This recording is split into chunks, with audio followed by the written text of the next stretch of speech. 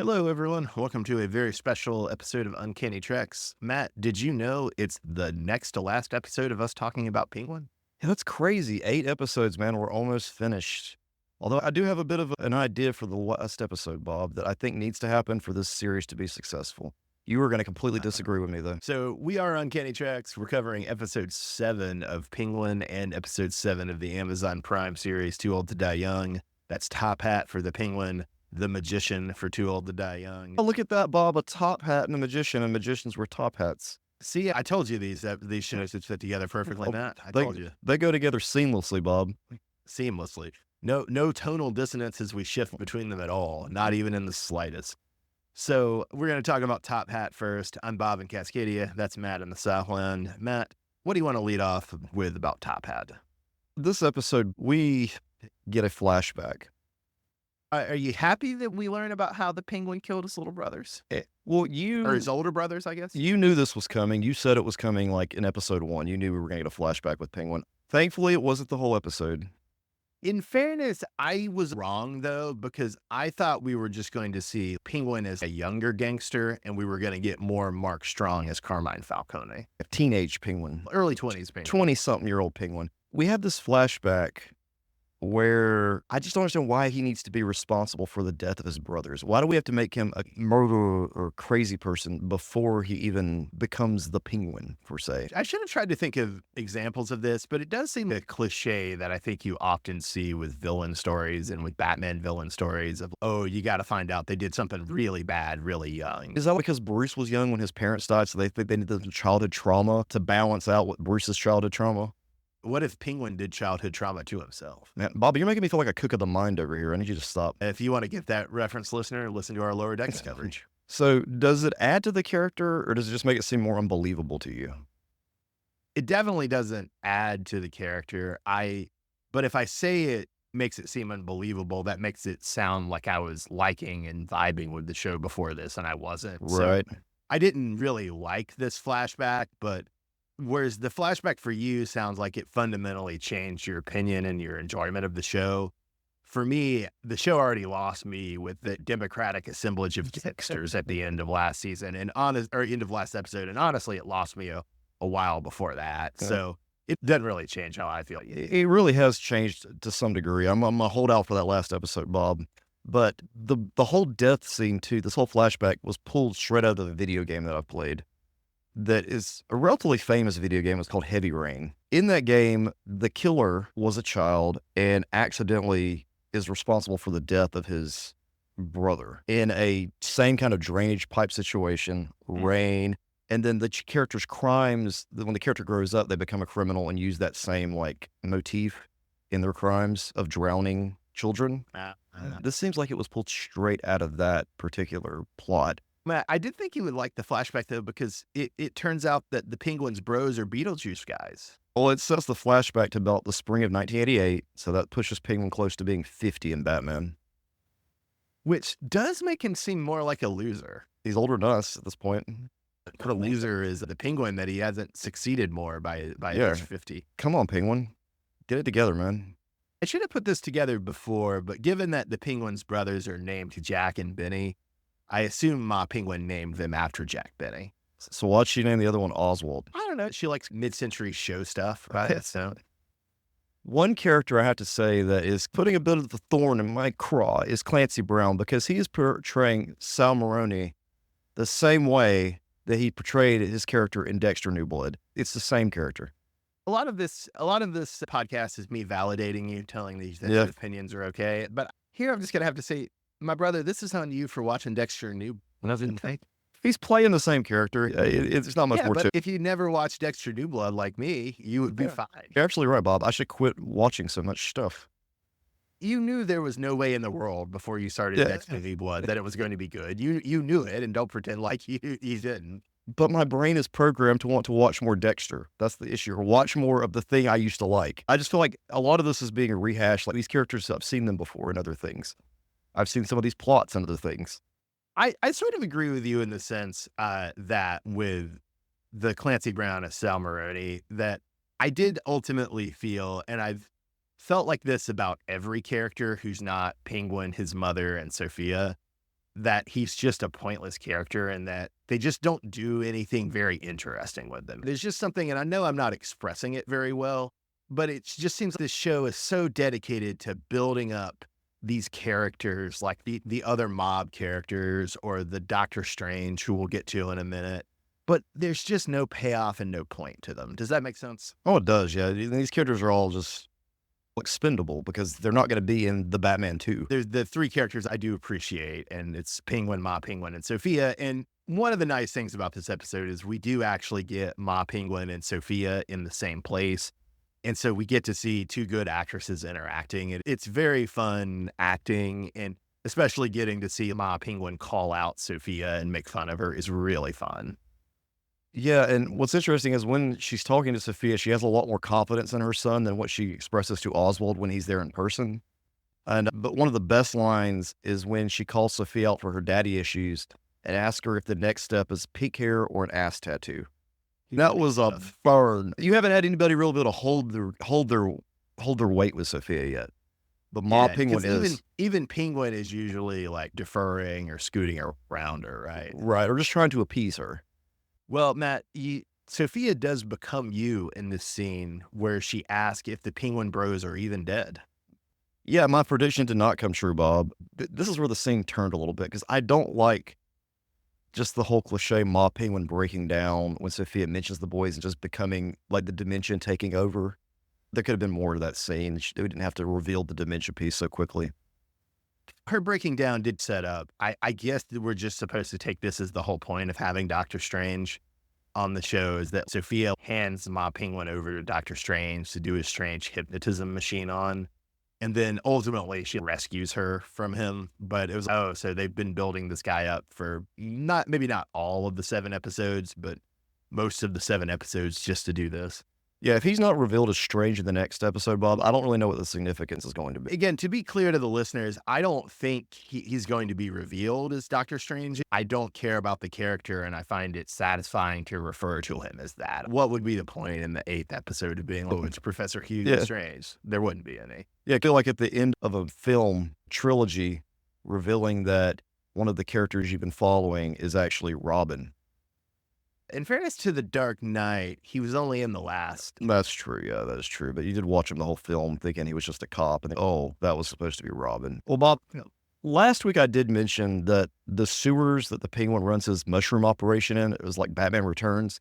But then I don't know why I didn't see it previously, but that train, he's got a train trolley in the center of it.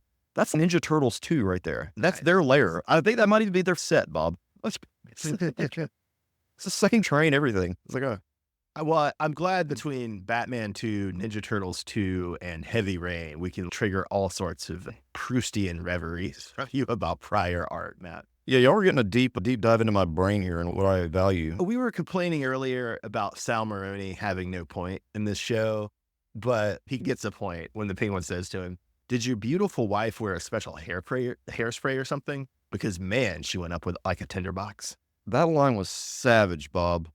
If we remember all the way back at the beginning of the season, that his wife did go up like a damn.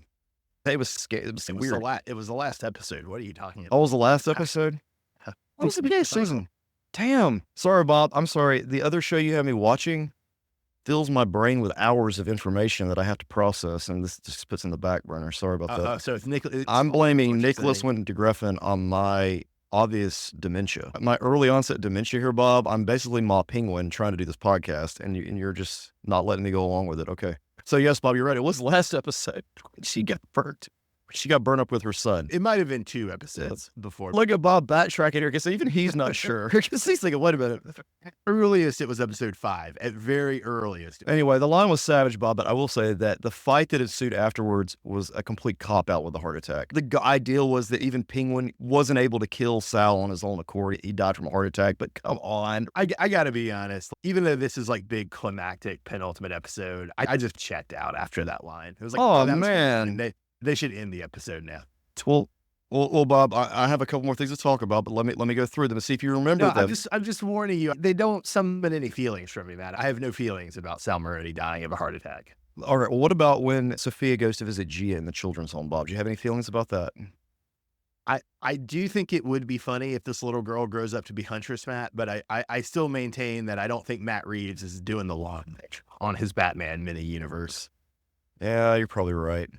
And then, okay, so the bomb goes off in the headquarters. He just leaves them and escapes in the same tunnel that his brothers died in. Full circle, baby. Full circle. That was pure cheese, and I hated it. I don't think I hated it like you did. I think you're just more triggered by the opening flashback than I am. I think it ruined it. I don't know why. Bob, final shot of the episode was weird because Oz gets knocked out, but I swear I thought Oz was hallucinating at first. I thought that's what they were going for because that one dude looked like Vic, and it obviously confused that guy for Vic. But then the other guy looked like Sal Maroni, so I don't know. But this episode, Bob, at the end, this is what my expectation. I need Battinson to show up in the final episode. He doesn't have to be Batman. He can be Matches Malone.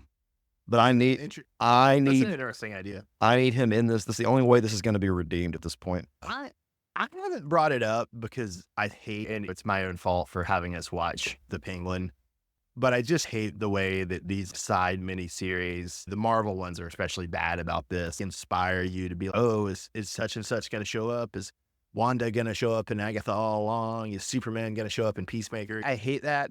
On the one hand, I don't want Robert Pattinson Batman to show up because I just wanted this show to be a decent organized crime show on HBO, which it very much has not been. But I've been talking with my boy who I watched the show with, and we did agree that so much crazy stuff has happened in this show that it doesn't make sense for Batman to not be involved. Okay, if Penguin and the Falcones are just dealing drugs in Gotham and, Batman can't be everywhere, get it. That makes sense. But Sophia has killed her entire family. She's blown up a couple blocks of the city.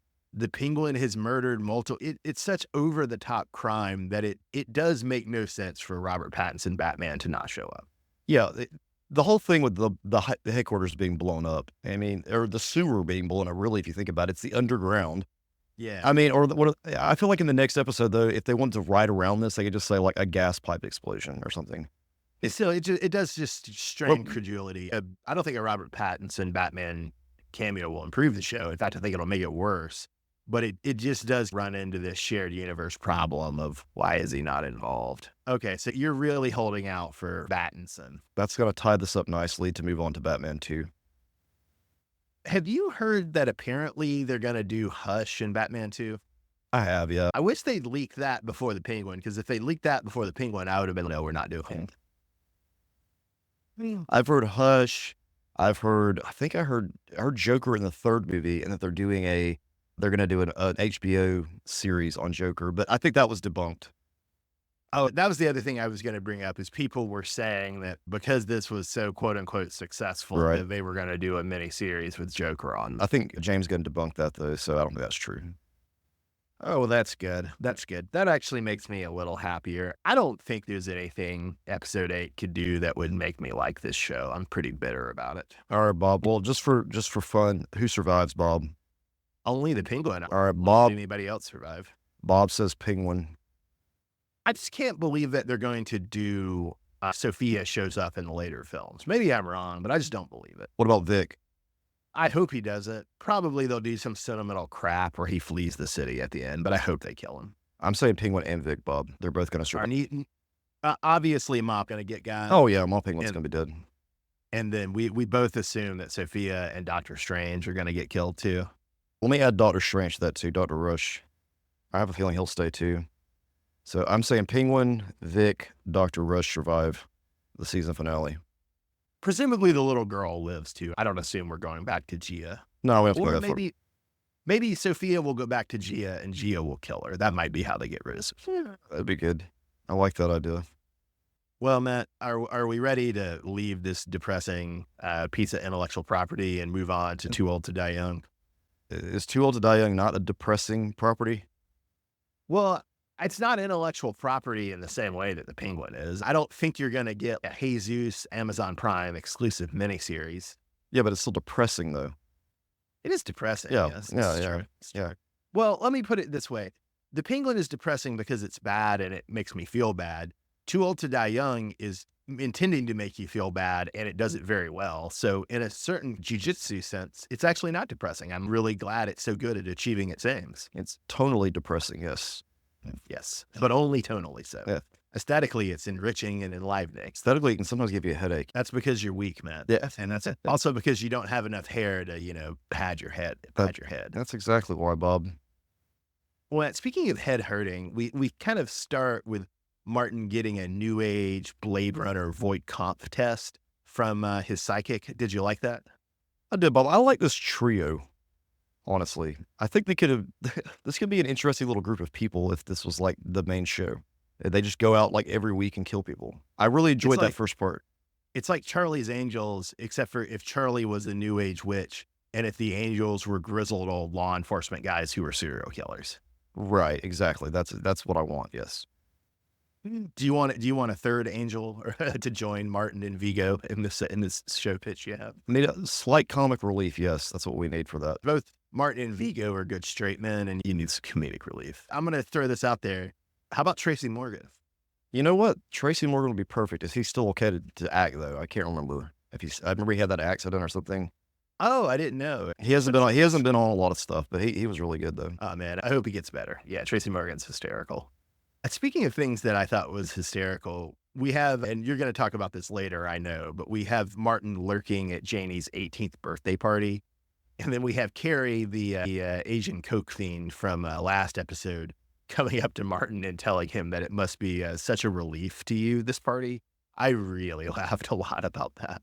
Why did Martin even show up to the party if he's just going to stand there? Well, Matt, this kind of raises a personal question I was going to say, but I kind of get the vibe that you go to a lot of functions your wife arranges and then you just stand around while she storms around. Is that incorrect? Yeah, that's incorrect. Maybe like a long, long time ago, but not recently. Matt's loss of hair has made him more social, active. Well, I'm just getting older. How old is Martin supposed to be here, honestly? Probably in his mid-20s. He's just weird. He's trying to be this like rebel without a cause loner dude, and it's strange. But he's also psychotic, and there's so much going on with this character. Well, Matt, speaking of the party, did you like Billy Baldwin's dance moves? Yes, which were equally psychotic. And he's so too touchy-feely with Janie, which is also freaky, which it comes down later on in the episode, which was also... It really does. It's disgusting. It does. Yeah. It's awful. And it's all hinted at here in this scene.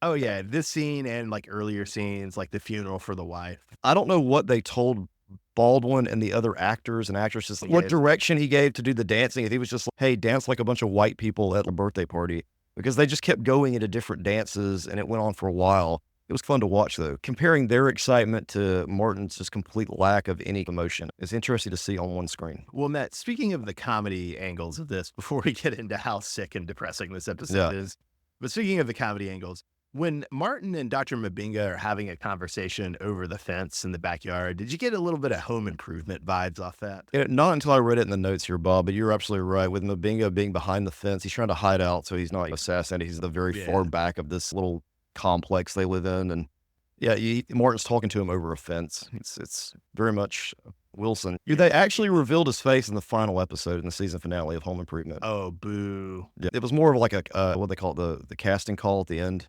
Or the curtain call. Was it somebody famous? Oh, it was the same dude. It's always, I mean, you've always seen his eyes. But... Oh, it was just the dude who does the voice. Okay. I didn't know if it was like stunt casting for Wilson at the end. Well, no, you would see Wilson's eyes and his head, but you wouldn't see his whole face. They finally revealed his whole face at the yeah. Okay. I just could have seen that. I knew the famous person wouldn't have been playing him the whole thing, but I just thought it might be a thing where they do stunt casting at the end. And I will say something, listeners. This is the first time you ever heard Home Improvement compared to Too Old to Die Young, ever. You only get that here on Uncanny Treks. I do think Nicholas Winding Refn does like a lot of trash culture, and I do think it does show up in the show in interesting and surprising ways. Would you agree with that, at least? I agree 100%, Bob. You're right. The way that scene was framed, there's a possibility. Maybe he was thinking, make it look like Home Improvement. Make it look like Tim Allen talking to Wilson. Although he does bring in a different element that he brings in a third, which is to say that Martin calls Red, the cop he knows, on the phone and then talks to him on the phone in front of Dr. Mabinga, which was, I don't know how you felt about this scene, but I adore this scene. It makes me laugh so hard. Matt, what's the magic word? What's the magic word? Please. No, Matt, that's not the magic word. Oh, was it cock? Yes, Matt, it's God. I mentioned this when we first met Red a few episodes ago, that he's actually Nick Cage's cousin, Chris Coppola. Did he look more like Nick Cage to you in the scene? He did to me. Yeah, now when you mentioned it in the episode, in the previous, yeah, you're right, he did. And then Lieutenant Bob, when the lieutenant comes over. That's the greatest thing that's ever happened to me, is that you identified with that lieutenant. In that one episode, not in the subsequent episodes where he shows up. He's awful. Matt's never led a chant of fascism. He's only kind of abashedly mumbled along with a chant of fascism. I don't even know what this man was trying to get across in the scene, but it sounded awful. So I just went with whatever he was saying in the scene he's in here. Lieutenant. So to jump ahead to more disturbing scenes, man, I love the scene of Martin waking up to Billy Baldwin growling at him and him saying, "I love to watch you sleep." No, Bob, let's go to the scene directly before this, where Janie wakes up in blood. Then the next scene is the same bed, but Martin waking up and feeling around on the blood, and then you see the open wound in his side, and then Billy Baldwin sitting there, of course, watching him sleep. Yep. It's disturbing, so disturbing, but shot in a way that just messes with your brain. So props for that. Yeah, it is very disturbing. Well, and then we have a really interesting fake out flashback where we think we're seeing a flashback of Martin and his old cop partner, who's now dead, being super predatory to this female motorist. Right. But slowly it's revealed that it's not Martin's memory. It's actually just footage that somehow Billy Baldwin has that he's showing to Martin in the home theater. Yeah, it was pretty on the nose, man, but it was entertaining to say the least, to watch Martin just freak out while watching it.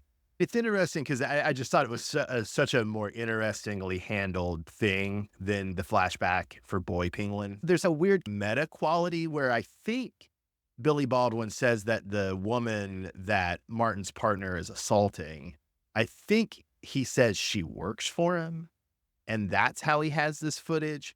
But it's not really shot like a dash camera or a hidden camera. It's basically just shot like it's a part of the show. Yeah. Which makes it very interesting and meta, right? Oh, that's the insane part about it, Bob, because you're literally watching the show. You're watching within the footage. It's like they're watching Too Old to Die. They're watching the first episode, and they're looking back and saying, "Oh yeah, remember that? Remember the very beginning?" It also really uncomfortably doubles from 2 episodes ago with all the assault porn that was shot in that episode in Albuquerque. It's a really interesting double of that too. And the weird flashback / meta moment of Martin having to watch what he and his old buddy got up to helps remind you of their crooked cop days and how they got involved in killing Jesus' mother, Magdalena, in the first place. Yes, Bob, because it all happened like 8 hours ago, footage-wise. We get reminded, right, that the central conflict here is that Martin probably killed Jesus' mother. Yes. I do think the show is maybe a little ambiguous over whether it was actually Martin's partner or it was Martin. It could go either way, and it wouldn't necessarily matter too much. But the central plot is that Martin and his partner killed Jesus' mother. Jesus wants revenge on them and on Dr. Mabinga for that killing. But one other thing about that I thought was interesting is obviously Martin loses it. He kills Billy Baldwin, and it's a little ambiguous. Is he killing Billy Baldwin because he's tired of Billy Baldwin macking on him? Is he killing Billy Baldwin because he's tired of how Billy Baldwin's talking about his daughter? Or is he killing Billy Baldwin because Billy Baldwin is trying to blackmail him? But he kills him, and then he gets Vigo to help him dispose of Billy Baldwin's corpse.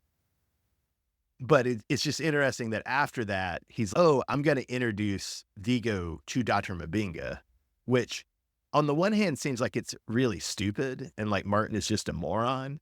But on the other hand, I was wondering, is this like a slow plan? Well, he's like, well, eventually I'm going to need to kill Dr. Mabinga. And maybe if I get Vigo involved, he'll help me do it. Does that make sense? Yeah, I'm pretty sure Martin could find something on Mabinga to convince Vigo to help kill him too. That seems to be there's some sort of code there.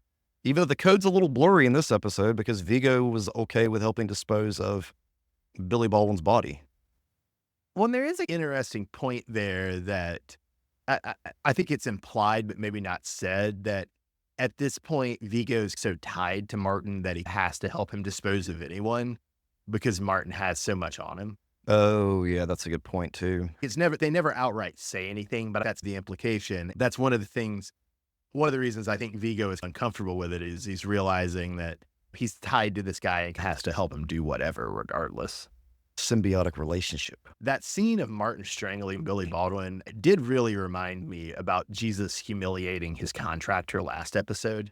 Having him on the floor and down at him. Same idea. It was a really interesting parallel. Martin pistol whips Billy Baldwin.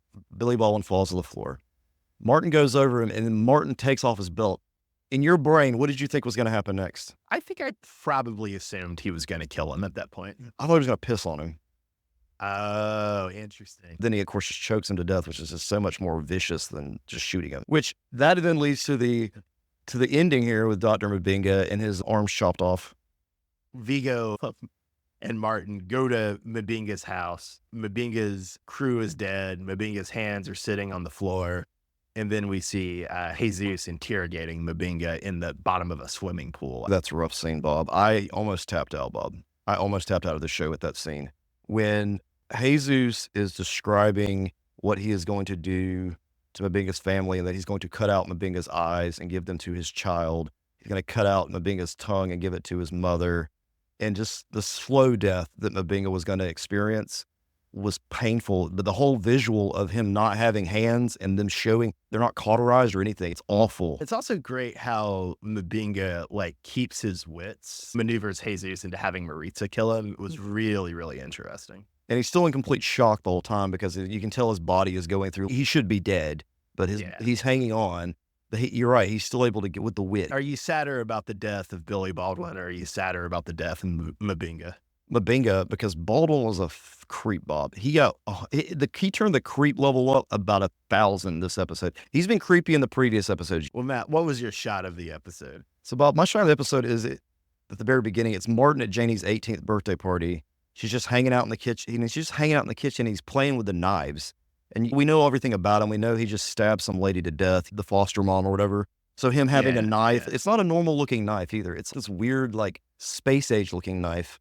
But while he's doing that, everyone else is dancing and having the best time. And they're all dancing to this song called Homicide, which I've never heard before. But it's a real banger. It's just like the words homicide over and over again. I was going to ask if you'd heard the song. The band is 999. Mm-hmm. It's a song that sounds like you would have heard it before. Not you specifically, but just one in general. Yeah, like on TV or something, just in the background music for something. I'd never heard of the band or the song before watching this 5 years ago either. And so we're already alluded to it. But yeah, great choice on the shot of the episode. For me, it's the one where Martin is walking into the room where Mbinga's hands are. The way it's shot, it's like the camera is centered on the door, and then the two walls are meeting at a perpendicular angle around the door. And you can see the white walls on both angles are just drenched in blood spray. There's a Jamaican flag and an upside down U.S. flag on the wall, on each wall, and they're both drenched. Martin is framed in the doorway, and then the camera slowly tilts and pans down and out until you see the blood on the floor and then the hands, and it's just, oh my God. And it is a slow tilt and pan, folks. Yeah. But you want to know if you're going to see Mbinga's body there? What are we going to see? What's dead there? It's his hands. It's disgusting. It's horrifying. I love this show so much. Well, Bob, my character of the episode goes to Dr. Mbinga, Damien, for ratting out Martin to ease the pain of his death. I thought that scene was very powerful. It's going to lead to some crazy conflict in these next couple episodes, I'm sure. I really hope the actor who plays Damien and Dr. Mbinga, man, he really should get some big roles after Strange New Worlds. Oh, hell yeah. He deserves it so much. Great choice on Damien. I'm going to go with Red, Nicolas Cage's cousin, the fat cop. He's great on the phone with Martin in the two scenes in this episode. But the best part is actually also a Damien or Dr. Mbinga thing, whereas they're doing their home improvement thing. Martin and Dr. Mbinga are listening to Red just talk about his dick, talk about utter nonsense for so long. And then he hangs up And then the bingo looks at Martin. It's just, please tell me that motherfucker isn't a real cop. Yeah. And he is a real cop. And they're all like that. The majority, yes. 9 out of 10. You know who the other 10th are like, Matt? Probably the lieutenant. Oh, I was going to say Martin. That's even worse. I want to thank you for enduring the trauma of Too Old to Die Young. Well, I want to thank you for enduring the trauma of the Penguin, Bob. I self-inflicted that on myself. Well, but I got you to watch it got you to watch the Batman, Bob. It got you to watch the Batman. I can't believe I compromised my principles for this. And to go back around, I should have brought this up way a long time ago. I'm sorry, listener, but one of the reasons I'm so appalled that they're going to do Hush in Batman 2 allegedly is not just that I hate Hush, and oh dear God, listener, I hate Hush. But they already did Hush. The Riddler in Batman 1 is just Hush. Change his name to Tommy Elliott and pass out Aristotle quotes instead of riddles, and you're good to go. Nothing would change about that movie if it were the Hush instead.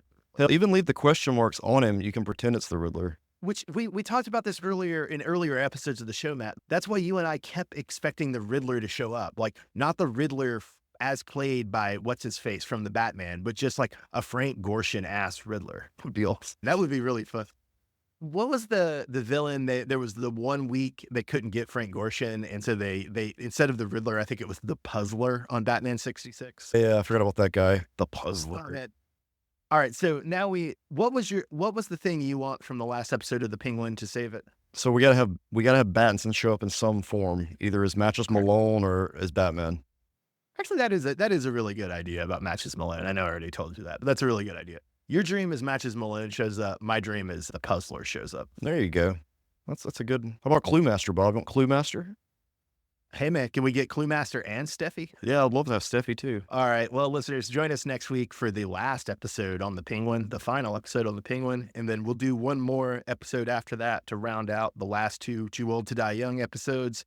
This is Uncanny Treks. I'm Bob in Cascadia. That's Matt in the Southland. Have a good night, everybody. So what you're saying, Bob, is we'll have an episode that rounds out about 4 hours of Too Old to Die Young? Yeah, Matt, that's what I'm saying. Okay. All right.